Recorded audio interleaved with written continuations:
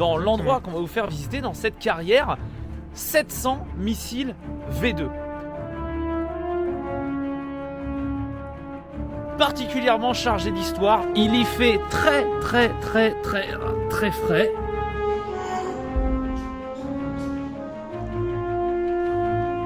Immense. Génial. Et regardez les galeries, elles s'en finissent pas. C'est un truc, t'as rien du tout là, t'as même pas 20%. Une ancienne carrière réquisitionnée par l'armée allemande et d'y stocker des missiles V2. Quelque peu difficile à trouver, mais qui vaut vraiment la peine. Là, il y a vraiment beaucoup de vide. Voilà pourquoi il faut faire très attention. Les pierres ont été découpées dans le plafond.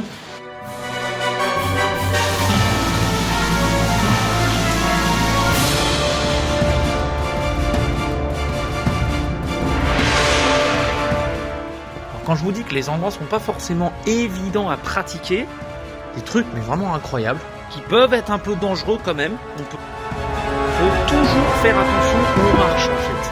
C'est une naveuse, donc c'est vrai que ça vide un petit peu la batterie. Là, on a des... qui aurait pu servir au déplacement des missiles. Ah, ça y est. On est en train du coup de se diriger aujourd'hui pour vous faire profiter d'une exploration d'un lieu particulièrement chargé d'histoire, assez important et surtout immense. Donc on est en région parisienne et du coup l'endroit dont on va vous parler, dont on va vous présenter aujourd'hui, eh bien c'est tout simplement une ancienne carrière réquisitionnée par l'armée allemande pendant la guerre 39-45. Donc comme je le disais, cet endroit en fait a été réquisitionné par l'armée allemande en 39-45. Donc c'était une carrière de calcaire en fait, donc qui faisait vivre les villageois de la région, etc. Voilà à quoi ressemblait la carrière. On y voit du coup des très gros blocs de calcaire qui ont été taillés directement dans la masse, hein. Et enfin qui débouche sur cette fameuse entrée. Et en fait, les Allemands ont voulu la réquisitionner, et l'ont d'ailleurs réquisitionnée, afin d'y fabriquer et d'y stocker des missiles V2. Quelque peu difficile à trouver, mais cette très grosse porte en métal, sécurisée du coup, puisque c'était quand même un site militaire.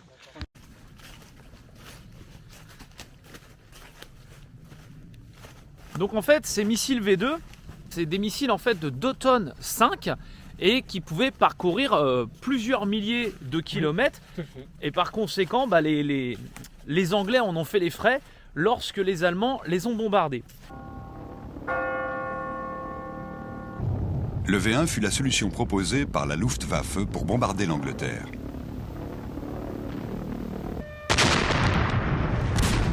C'est que le projet en fait des Allemands, c'était d'entreposer dans l'endroit qu'on va vous faire visiter, dans cette carrière, 700 missiles V2. Pourquoi ici ? Parce qu'on est en Île-de-France, et comme je le disais tout à l'heure, et cette position était réellement stratégique puisqu'elle était... loin du front. Voilà, elle était loin du front. Et puis que la carrière est très très grande. Et que c'est ça qui les intéresse. Et que la carrière est très très grande. Et je sais pas si vous voulez. Voilà. Chemin de fer. On est proche d'une ligne de chemin de fer, exactement. Donc ça c'était très important. Alors les Allemands, quand même, ils n'avaient pas laissé cet endroit au hasard, avaient sécurisé absolument tout l'endroit. Mais vraiment tout l'endroit. Donc il reste encore pas mal de choses à voir. Et on regardait du coup tout à l'heure, Geoffrey m'expliquait qu'ils avaient forcé un peu les villageois, etc. à collaborer. Ils ont réquisitionné pour travailler sur l'ouvrage. Que ceux qui refusaient étaient envoyés en camp de travail à l'étranger. Puisque du coup, on va visiter des carrières souterraines avec des tunnels de plus d'1 kilomètre de long. Et pour cela, je remercie Olight en fait, qui nous a du coup fourni des lampes absolument géniales que je vous ai présentées sur ma chaîne avec des quasiment 500 mètres de portée pour certaines. Voilà, merci en tout cas, j'espère que cette vidéo va vous plaire. Allez, à tout de suite. C'est parti.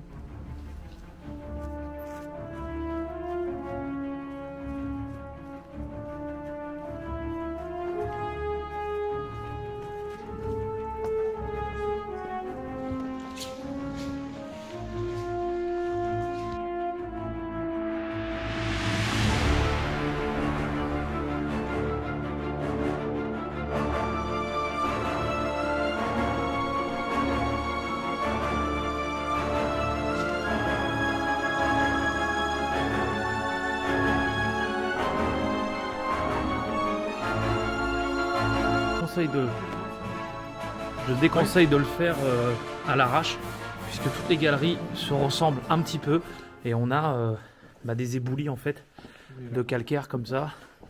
Et par conséquent, ça peut être un peu dangereux à faire tout seul. Alors le petit coup de flip, c'est que on a rencontré un mec qui connaît, je crois, assez bien les lieux. Et du coup, qui a un plan un peu d'époque. Donc on va lui faire confiance, on va le suivre légèrement. Il y avait des champignons aussi qui étaient cultivés ici à l'époque. Des champignons de Paris, puisque l'environnement est très propice à la cultivation de ceux-ci. Une chaussure qui semble d'être d'époque. La petite chauve-souris, on va pas l'emmerder. Oh, alors ça, c'est magnifique, ça. Je sais pas pourquoi elles sont là. J'aimerais beaucoup faire une recherche dessus, tiens. Voilà. Donc en fait, ces galeries qu'on voit, du coup, c'était des blocs de calcaire, en fait, comme on a pu vous montrer tout à l'heure. Et principalement, on y récoltait, on va dire ça comme ça, de la pierre à bâtir.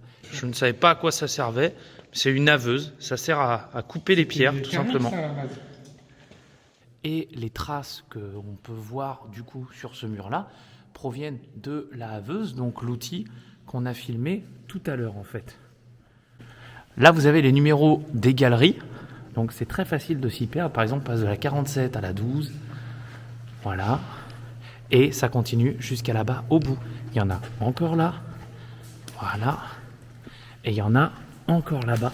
Et voilà un exemple de ce qu'on y retirait en fait.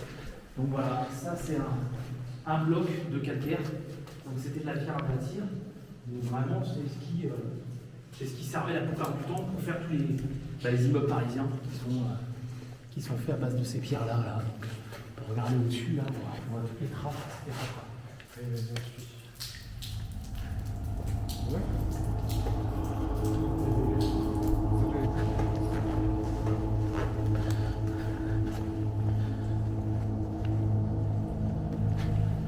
Alors ça, c'est la découverte. Je trouve ça magnifique. On dirait un phare, ça. Ouais, ça devait être un phare ou un bloc qui devait être peut-être au-dessus à l'époque ici, ouais, qui a dû tomber. Et regardez la tôle, elle est recouverte de calcaire. C'est impressionnant. C'est vraiment beau. C'est tout dur, hein. Ah bah bien sûr que c'est dur. Et là, t'as un bidon concrétionné qui est recouvert de calcite. Impressionnant. Hein.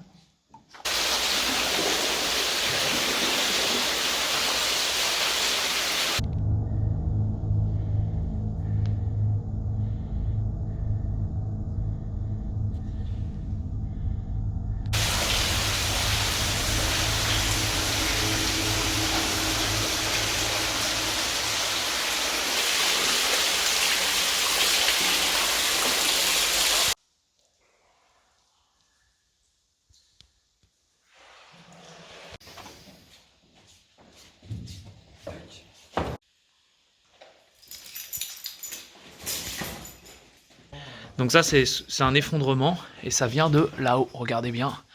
Donc faut faire hyper gaffe. Et là en fait on arrive dans un endroit qui est assez incroyable, qui est en bout de carrière et qui s'appelle la descendrie. Et cette fameuse descendrie, on l'a trouvée grâce à l'individu rencontré qui va nous montrer ce que c'est. Donc en fait c'est là où on descendait les chariots tout simplement. Voilà le genre de choses sur lequel il faut faire pire que attention.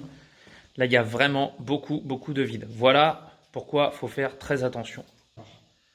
Ouais, tu vois là, au light, là, je l'ai bien utilisé. Et là, elle est en orange, là.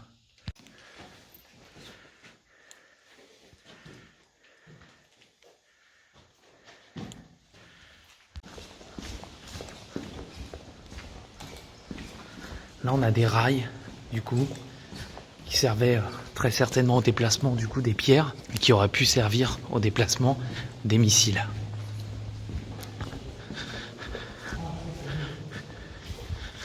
Ah, ça c'est magnifique, regardez, on est en face d'un chariot,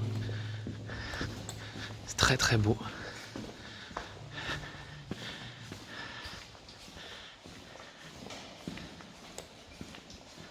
Bon, franchement, on perd toute notion du temps dans cet environnement, hein, Il y a une inscription de 1959. puisqu'il y a aucune lumière, il n'y a rien. On vient encore de retrouver un truc, une inscription de 1959 là. Putain, où est-ce qu'il va lui? Alors quand je vous dis que les endroits sont pas forcément évidents à pratiquer, faut toujours faire attention où on marche en fait.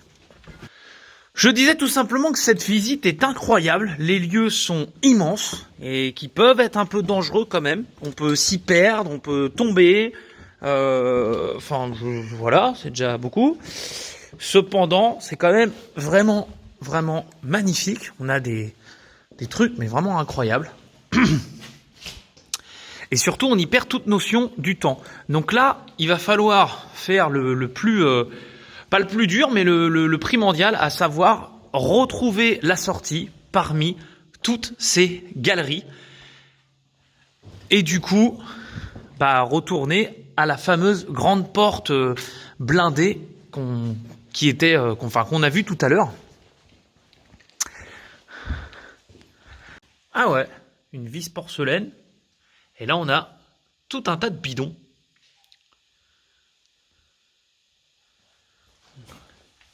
Il faut surtout penser à regarder les numéros sur les galeries. Je ne sais pas si vous voyez, mais c'est quand même très, très, très, très, très grand.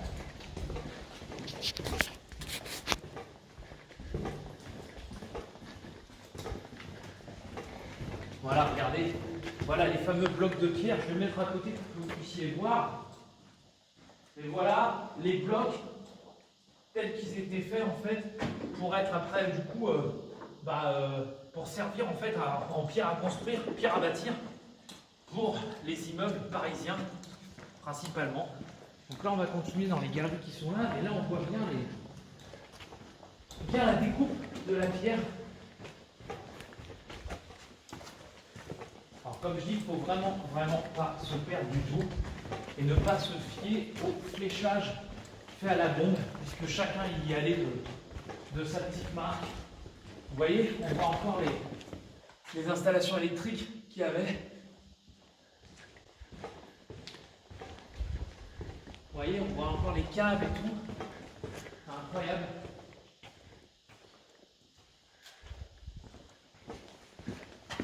Regardez les profondeurs des galeries un peu.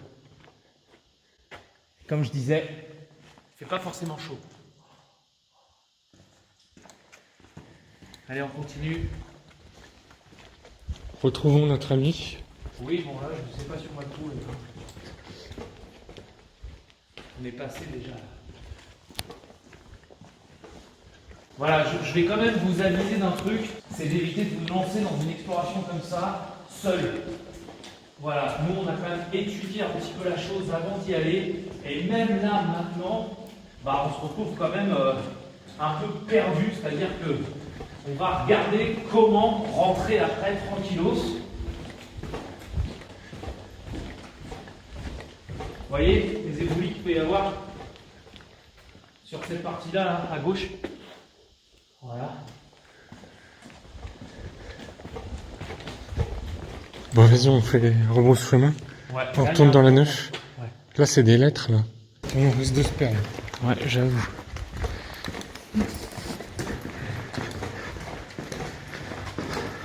Putain.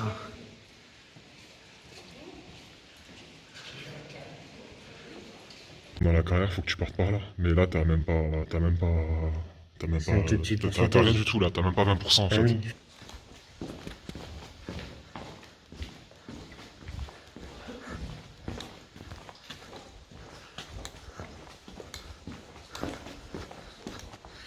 Voilà, donc là on se retrouve du coup dans ce qu'on appelle les galeries. Et sincèrement, c'est vraiment flippant. C'est juste immense. Il y en a partout, de tous les côtés. Voilà, tous les côtés.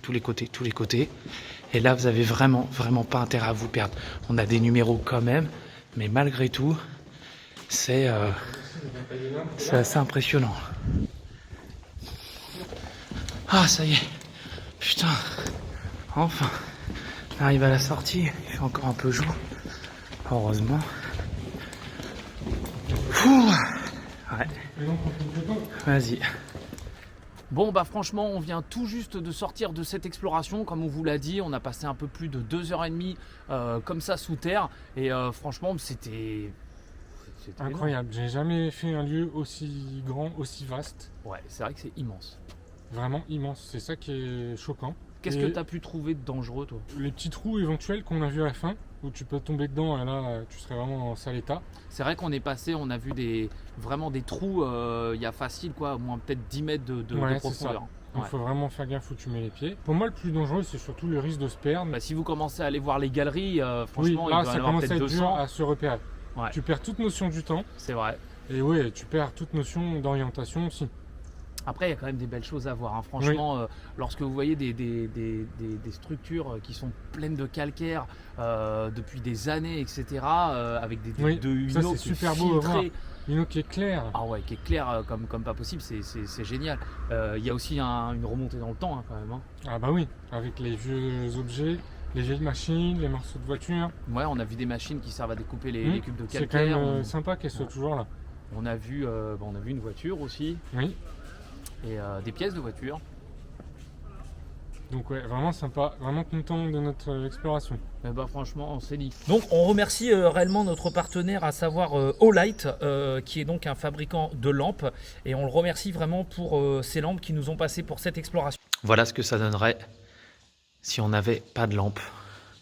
Ça change hein, quand même. Donc moi j'ai fait ça avec la Warrior Pro, en fait, qui est une lampe avec une très très longue portée, donc plus de 300 mètres de portée, 1750 lumens. Et Geoffrey est équipé d'une Seeker 2 Seeker 2 Pro, donc faisceau beaucoup plus large, avec une bonne puissance aussi, et vraiment adapté à ce type d'environnement pour bien voir toute la zone. Ouais. Voilà, donc en tout cas... Donc n'ont pas eu à faillir du tout, hein. Ouais, Très du content tout. des lampes. Vraiment, moi j'étais en mode orange pendant un moment, et puis juste après... Moi je l'ai utilisé quasiment à fond pendant tout le... 2 heures et toute la demie. durée, donc Ouais. la batterie a tenu le coup. Du coup, si vous souhaitez acquérir une lampe Olight, je vous mets un petit lien en dessous dans la description et je vous fais cadeau d'un petit code promo de 10% de réduction sur ces lampes qui sont vraiment excellentes pour l'exploration. Voilà, et ben écoutez, je vous remercie beaucoup. N'hésitez surtout pas à vous abonner, à liker, à poser vos questions. Vraiment supporter cette vidéo. N'hésitez pas à la partager. C'est la première du genre que je fais. Et j'en ferai d'autres si vraiment je vois que ça vous plaît. Et oui, et si jamais les abonnés ont éventuellement des lieux à te partager en privé, C'est ça, ouais. nous sommes preneurs. Voilà, si vous avez des lieux que vous souhaitez qu'on explore, qu'on filme, etc., n'hésitez pas à nous le dire en message privé, sur mon Instagram ou etc. Voilà, n'hésitez surtout pas. Et on se dit à plus tard. A plus. Allez, salut.